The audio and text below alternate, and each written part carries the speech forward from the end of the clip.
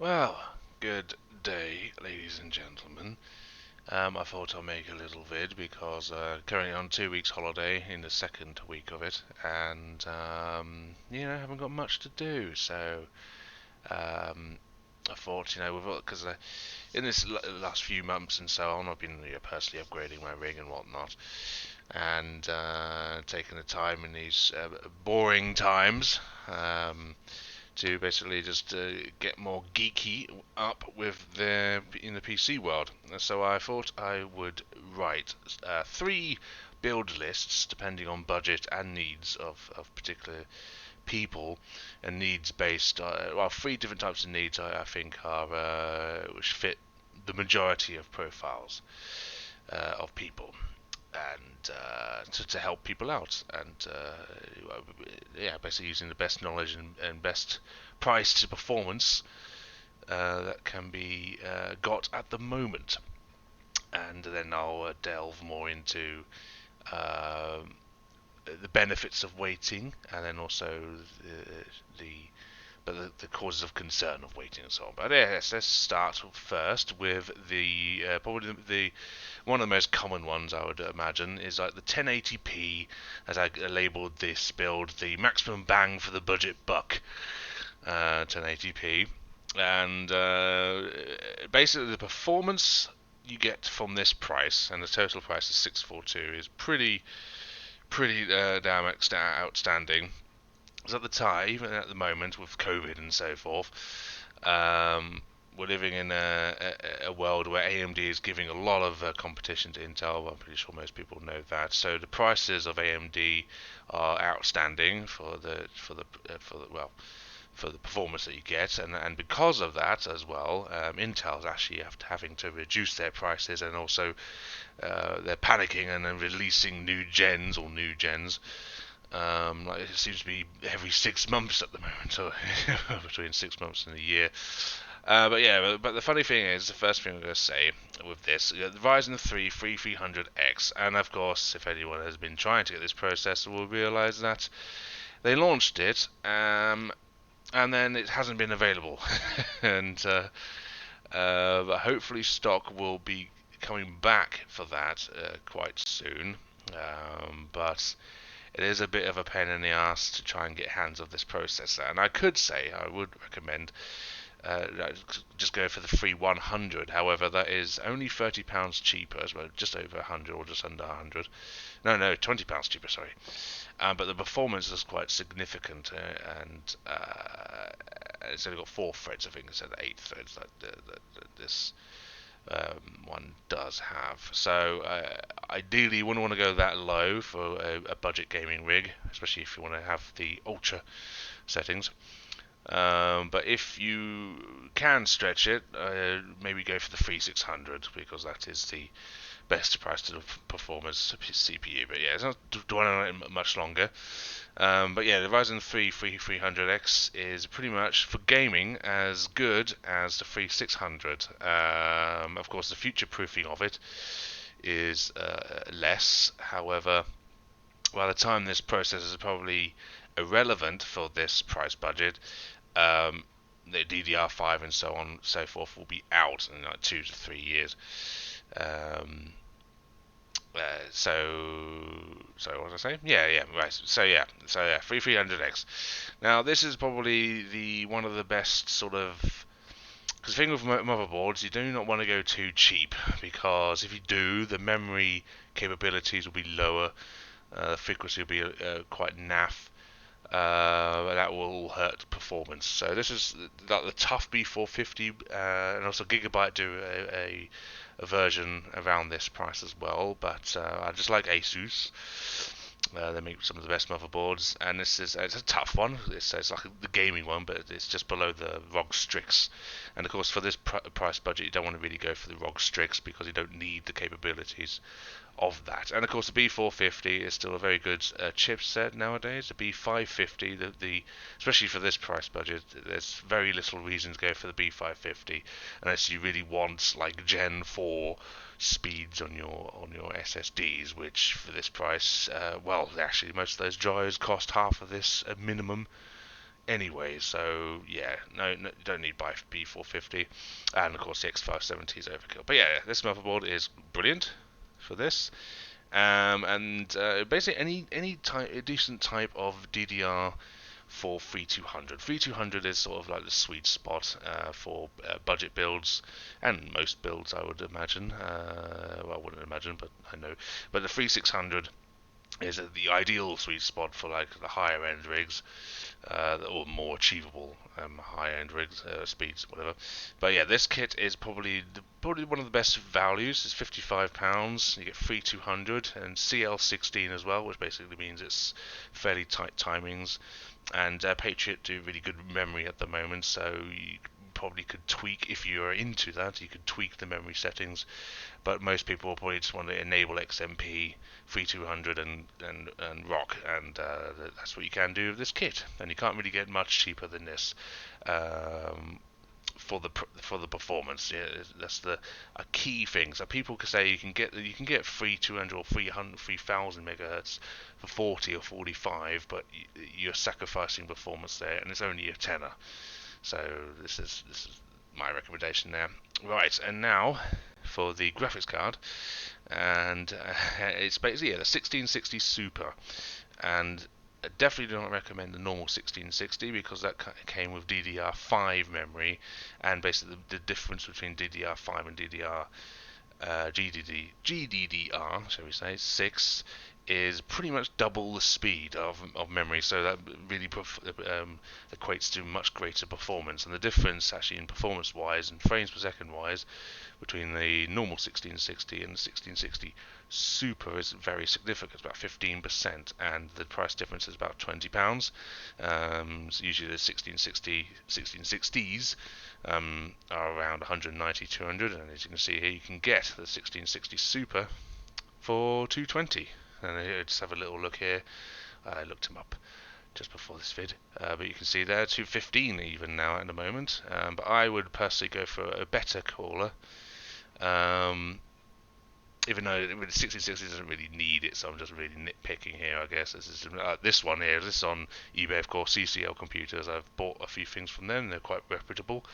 But this cooler, I think, is, well, I know, actually, on the 5700 XT and the Super variants of the Nvidia cards, it's a very good cooler. And it looks nice as well. That's what I think about this. So this card, with this build, will give you plus 60 frames per second at ultra settings on pretty much any game. Yeah, at 1080p. Sorry. So yes, yeah. And at the moment, unfortunately, we live in a time when PSU prices are quite high. However, I have found two reputable ones. For £45, which is actually quite decent at the moment. And so, yeah, the Corsair CV450 is a budget-orientated power supply unit, but you don't need more than that. You just need a good supply of power that won't blow your rig up. And of course, the Antec 500 watt is also a good one to go for. I think they're just bronze rated, but again, you don't really need more for this build. And this is yeah, very decent. I also went for more watts probably than actually needed, because I always recommend, like most people recommend, that you always get a power supply unit that's is about a third more than your total system needs, especially usually with overclocking as well, because basically the efficiency of a power supply unit is best achieved between 25 and 75% of its usage. And so you don't really want to find out, oh, that my rig uses 400 watts, so I'm going to get a 450 watt power supply, or 400.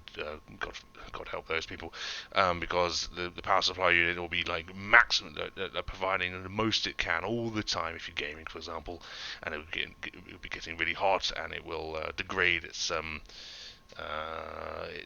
time use. So it's always best to get more for your rig. And also with this, if you wanted to change out the card, for example, you can do that without actually upgrading your power supply unit. So yeah, this is pretty decent. And now with SSDs, it's always good nowadays to get an SSD as your boot drive, especially as the cost of them are really, really stupidly, ridiculously, not stupidly, but nicely cheap. And these are just free, uh, fairly reputable branded names, apart from the data, but actually uh, data, however you want to pronounce that.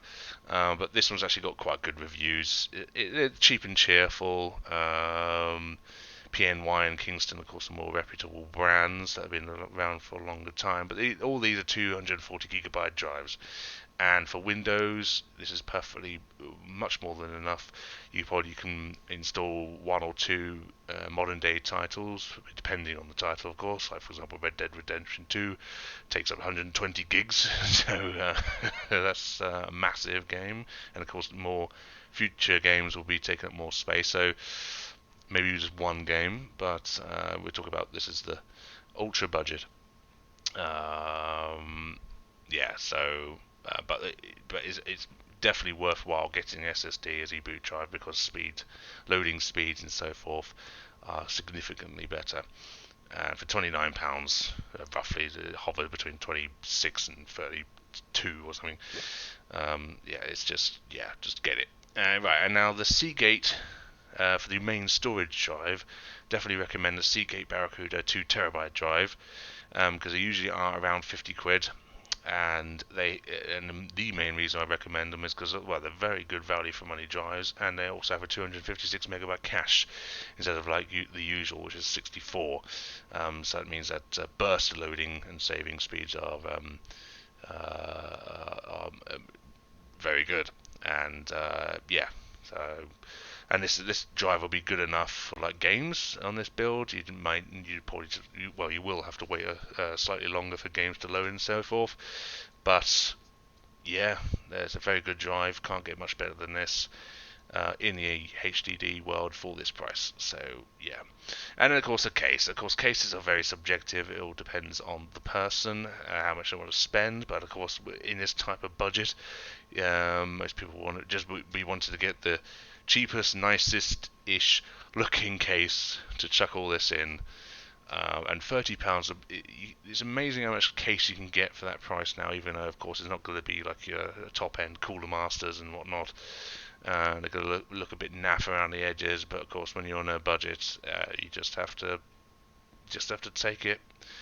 Yeah, and then and with this build, there's not really much you can save without hurting performance.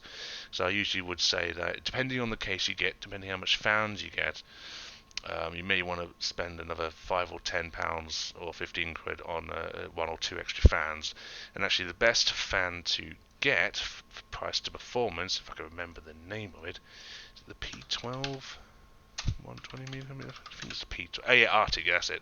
The Arctic P12 fan was £5.50 on Amazon, but you probably can get it for cheaper elsewhere. But this fan is amazing of how much air it can move. It's nice black aesthetics. It's a basic sort of fan, but this is a good fan, very good fan. Without RGB, of course, but of course, if you want to have any RGB-ness added to this, then well, you have to pay for a little bit for it.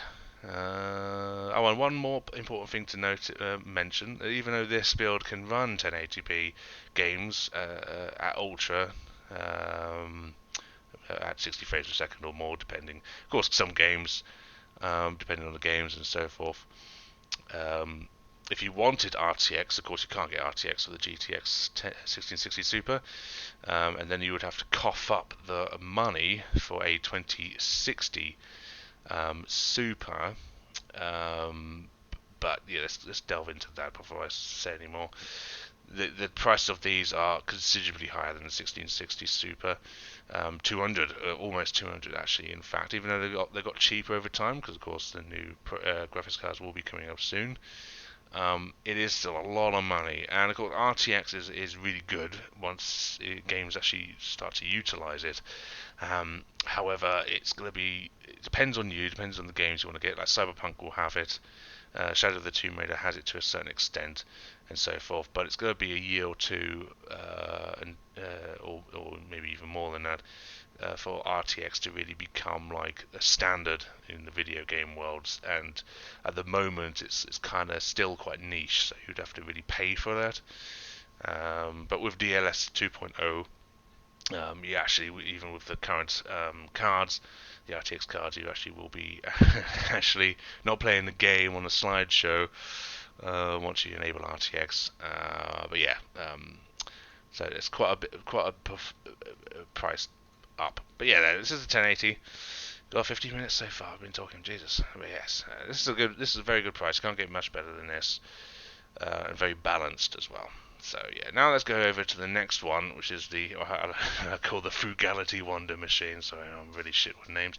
This is the 1440p. This is the people who want to game at 1440p at 60 frames per second at least, and ideally more at high to ultra settings.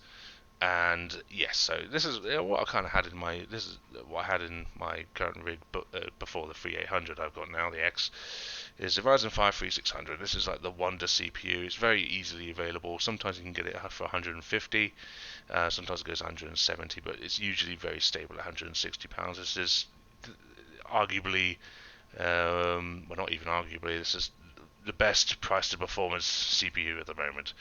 So yeah, not much more you can say for that. Right, and then again, the B450. Not really any much reason to go for the B550, in my opinion,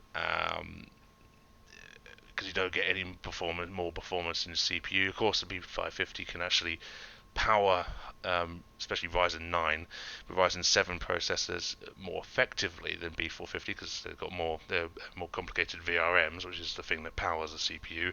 However, at this performance, at 3600 doesn't need the B550, especially the X570, so it's just wasted money going for a a B550 plus motherboard. But yeah, these are the two best motherboards in the B450 range. I actually got this one, the Asus ROG Strix B450F, but this one's actually very good. The MSI Tomahawk Max. That's very good motherboard. Just overall, how it's laid out, how it delivers power, memory overclocking for this area. It's very good. £110 is usually what they both go for. Sometimes up and down depending on deals and so forth. And then the Patriot Viper Steel 16GB. Now this memory kit is, I keep ranting and raving about it, but it is just so good. It's no reason to go for anything else apart from RGB if you want that. I think the Patriot Viper, they do their RGB version, but you have to pay over £20-30 tax on that. But this is for people on the budget that want a maximum price to performance. But yeah, this is just, yes, you can get 3600 CL14 fairly easily, and 3800 CL16 fairly easily as well. It's just no competition. But this is someone who can actually, if you're comfortable at tweaking these settings, RAM settings, or finding this program called DRAM Calculator, it actually tells you specifically what stuff to put in. That's a good place to start, because if you go for the safe setting on DRAM Calculator, I actually can show you this now. Can I show you this now? Let's have a look. Where's DRAM? Here we go. Right, and then launch. Just show you what it looks like. Let's see. There we go. Where's my thingy gone? There it is. There we go. Right. So yeah, you put in what your memory speed is, or the ideal memory speed you want to get. Oh yeah, my face is blocking it. There we go. Just very quickly show you. So like 3800. So you want to get 3800. Let's say 3600. 3600 is very much easily achievable. So you got the B450 board. It is an A2 die, and you just click this button, calculate safe, and it tells you exactly what these. You don't need to worry about. But it tells you exactly what settings to put in to the BIOS. Very easy, and you can even tweak these like this. I got down to 280. Again, I can show you that I loaded this up.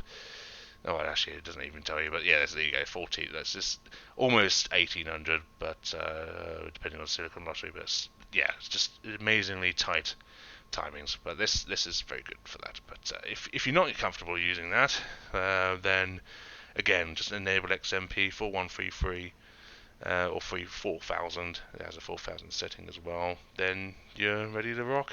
Very good. Yeah, it's very good. Now, of course, get some stick for this, but AMD 5700 XT. This pretty much performs as good as an NVIDIA 2070 Super. Sometimes a little bit less, between 5 and 10% less, depending on the game, and even 5 to 10% better than the 2070 Super, especially on Forza Horizon 4. People will moan like, "Oh yeah, their drivers suck," but they're not up to date with the driver situation. The drivers for AMD have been pretty stable for definitely a year now, maybe even more than that. So, and AMD is going to make a resurgence, especially with Big Navi 2, in the graphics world, like they have done in the CPU world, or almost likely. Because, well, again, you have to think that the new consoles that are coming out are using a Big Navi 2, and they are boasting very good performance for it's going to be console prices. So, say what you will, these they're doing well. And the thing with the Super is that the Supers cost at least £100 more, usually £150 more. But again, if you wanted the RTX capabilities, you would have to go for the 2070 Super to match the performance of this rig. But if you just want the raw performance without RTX, this is the best card you can get, especially for this price. There's no competition here. And again, with the power supply, the Antec 650 watt. It's gold, actually. Gold. Ooh, pardon me, God, gassy. Breakfast. 650 watt gold plus, so it's a very good rated power supply unit. 650 watt again. It's very good for this rig. Much more than it actually needs. Probably needs about 450, 400 maybe total with overclocking if you want to do that. But again, if you wanted to update the graphics card or the CPU, etc., or just build another rig and then but keep this power supply unit, it gives you that opportunity. So you have to just pay for that now, and you'd have to pay for another power supply unit for another 3, 4, 5 years. And yes, again, SSDs, just go for the cheapest reputable branded one, because the thing with SSDs, it can't go faster than 530 mega, 550 I think is a max, 550 megabyte write and read, because that's just the maximum capabilities of SATA 3. So, and Western Digital is again a reputable brand, and the blue drive is the performance drive, half a terabyte, 54 quid. It's great. You can install a couple of games on there, programs and Windows. And again, it's the same drive as the budget build over in the 1080p one, but Seagate Paracuda 2TB again for your main sort of storage junk drive. And someone who's probably spending more money here, almost £1,000, but again for 1440p, so perform very well. A case of 50 quid, probably the best sort of price for this build. Just find one that you like, ideally with a mesh front, because the amount of cases that have just fucking, sorry for my language, glass front or metal front with no hair or very little air holes, it's ridiculous. So always go for a mesh front or one that has nice gaps in between the sides. That's a good sort of in between for performance and aesthetics. But yes, 1440. Now for what I like to call the bee's knees tight edition. So this is for people who want a game at 1440p with more than 100 frames per second plus on most games, or if you want more fidelity rather than speed, then 4K 60 frames per second. Usually people who gamers who play more RPGs, story-based games, basically any game that's not a first-person shooter, 4K 60 frames per second plus, between 60 and 70, I would say, is a sweet spot for games that look pretty but don't move so super quick. But people who are more picky with responsiveness, kind of like me with first-person shooters, I don't need more than 100 frames per second in Witcher 3 or Red Dead. But yeah, 1440. This rig will do this. It's just So Yeah, the Ryzen 7 3800X. The reason why I say the 3800X, not the 3700X, is because generally the 3800X is actually either the same price or actually sometimes slightly cheaper than the 3700. And I believe the reason why is that, especially at the moment, the 3800 has the XT variant, that's kind of there.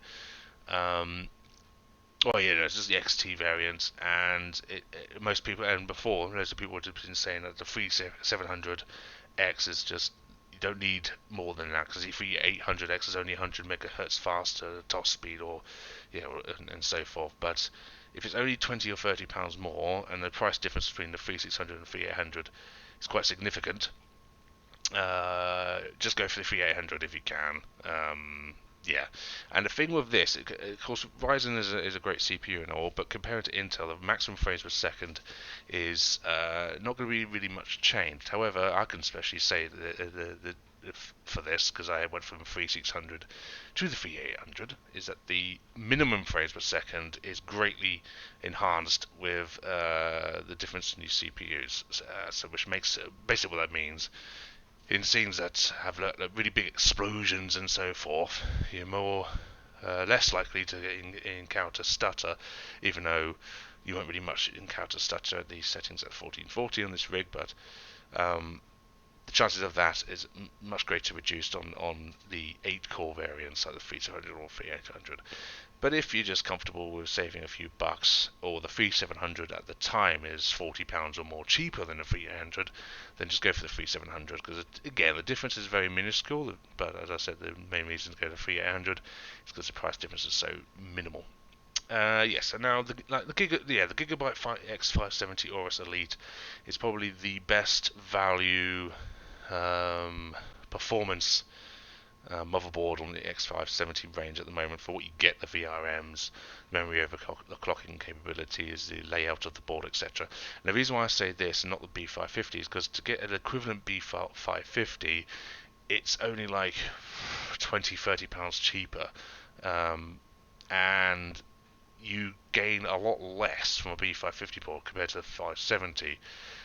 So yeah, I'm not really a massive fan of B550 anyway, because it's just a the advantages over the B450 are for things that most people won't be going for, um,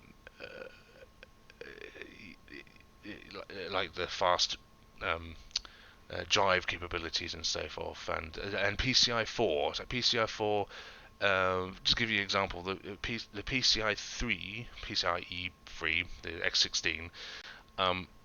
If you ran the current 2080 Ti on the times 8 PCI 3 and compared to instead of the times 16, it's only strangling the card's performance by 2%, which is like not really negligible.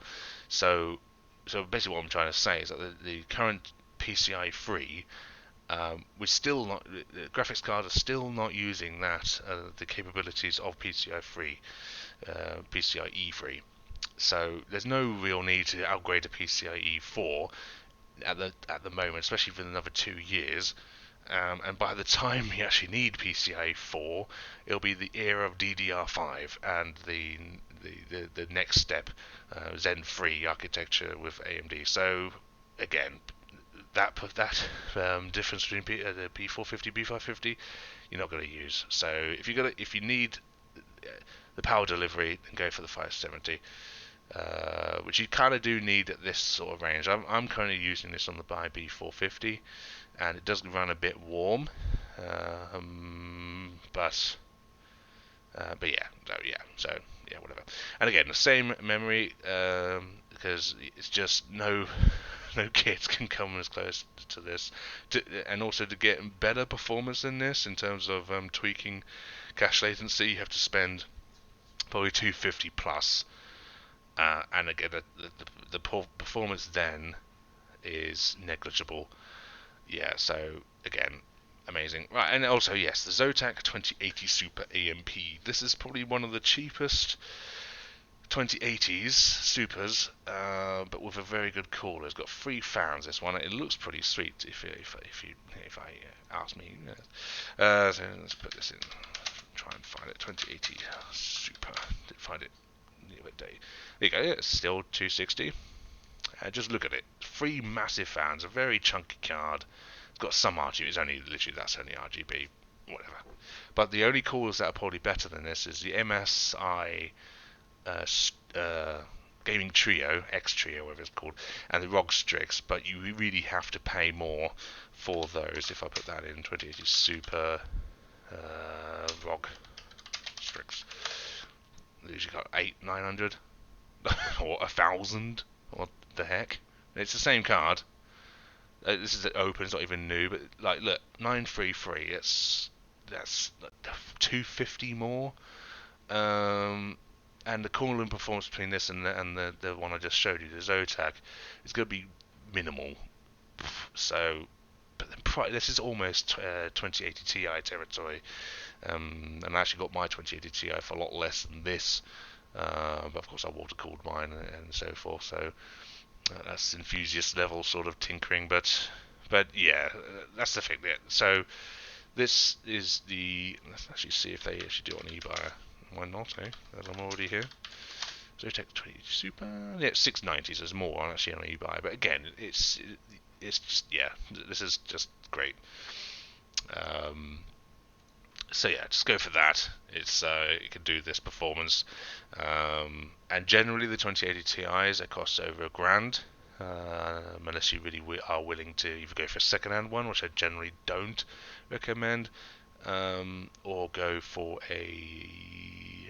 or if you're really into like getting one and taking the cooler off and putting a water cooling thing on. But this is, yeah, that's going into the realms of more costs. So that card is best price to performance for this sort of area. And then the Corsair RM 750 or 850 is around £100 at the moment.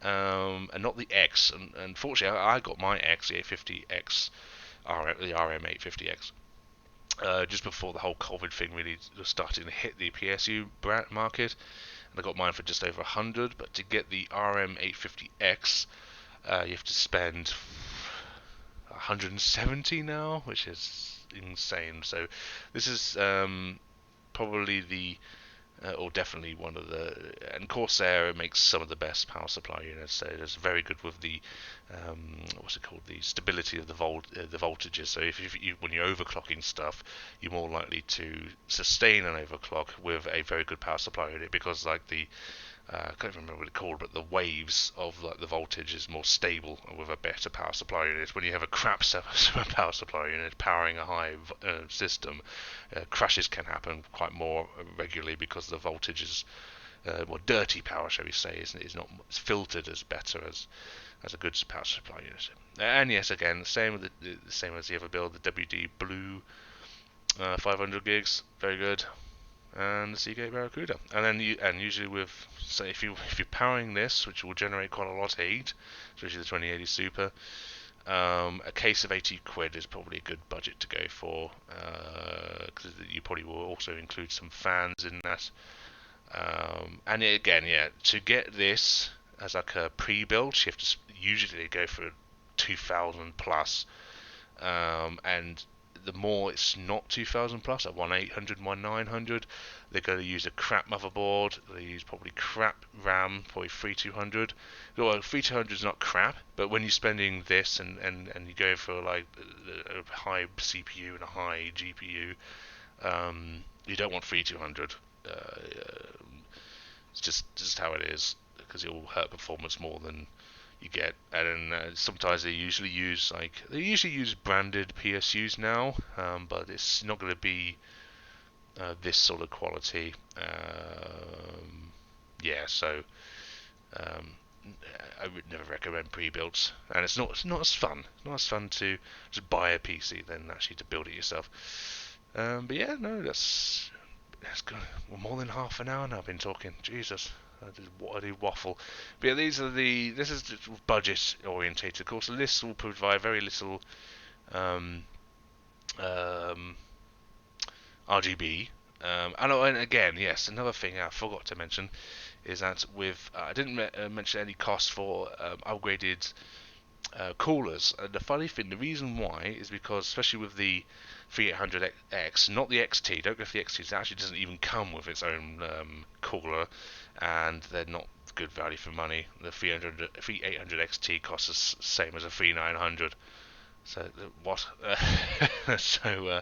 Yeah, with the 3800 and the 3300X, I think it comes with the Wraith Prism, which is the RGB one, and that cools sufficiently well.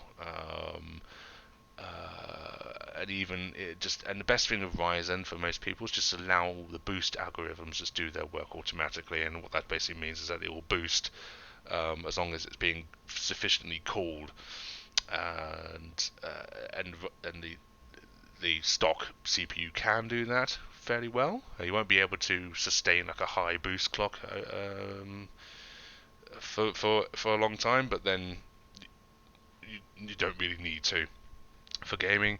And the 3600 comes with just a bog standard black one, but again, the 3600 it has a TDP of like 60 watts, even it can go up to 88 watts. But again, it's a very cold or cool CPU, so you don't really need to get to spend extra money on it. But if you were, but again, to save cost, just go for like the Hyper 212 or what's the one I had before, the Esports One, I think it's called. It sounds like an EA thing, but it's like 20-25 quid. But that is very, very sufficient, and it's all black. That's the reason why I got it originally before I went water cooling. But that can sufficiently cool the CPU, as good as an AIO.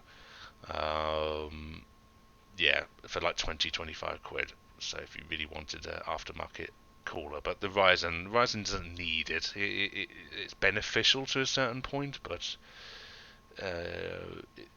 yeah, it's just money's better spent elsewhere. This is for people who are frugal, super frugal. So yeah, that's basically it. I hope this hopefully helped some people. Oh yeah, I was going to talk into what to wait for. Now, to quickly summarise, of course, the Big Navi 2 is coming out at the end of the year, apparently launching with the probably with the consoles, and also Ampere, the Nvidia Ampere, the new generation of cards. But if you, this is right with the whole COVID situation.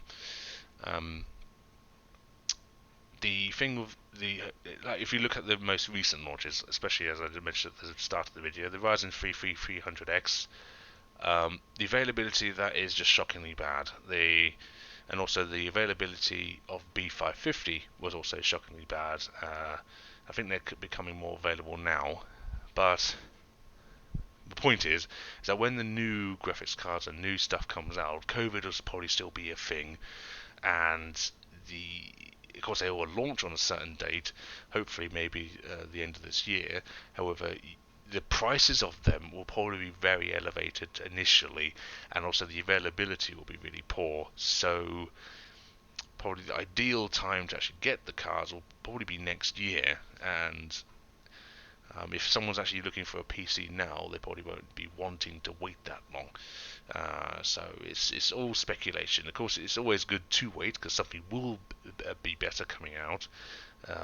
But it's, anything could happen until then and now. So this is pretty much the best you can get with price worked into it now. So yeah, that's my opinion of the new Big Navi and all the new stuff coming out. Oh, and also DDR5 is that DDR5 will probably start to hit around 2022. However, again, if you especially looked at the DDR4, is that by the time it actually is worthwhile upgrading to DDR5, because as any time a new memory speed comes out, the difference between like the current very mature speed of RAM and the new speed of RAM will be quite minuscule, and when you factor in the price of new stuff, it's going to be a lot a lot more than actually what you get. So most people, especially like me, who likes just not to spend like 300 quid for just another 500 megahertz speed on my memory, it's probably going to take another 2 years for DDR5 to actually mature, to actually be worthwhile upgrading, like I had with DDR3. Because loads of people upgraded to DDR4, and then actually the difference in at the time, this is like 4 years or 3 years ago, the difference actually between DDR3 and DDR4, a very good performance DDR3 and DDR4, was not that much, especially the prices back then. So again, so don't wait for DDR5 because it's not going to be worthwhile for at least another 4 years from now anyway, or 3 years at a minimum. So yeah, that concludes. Literally right on 40 minutes now. Bloody hell, that's a long time. So yeah, hopefully this helped people. Yeah, toodly doos.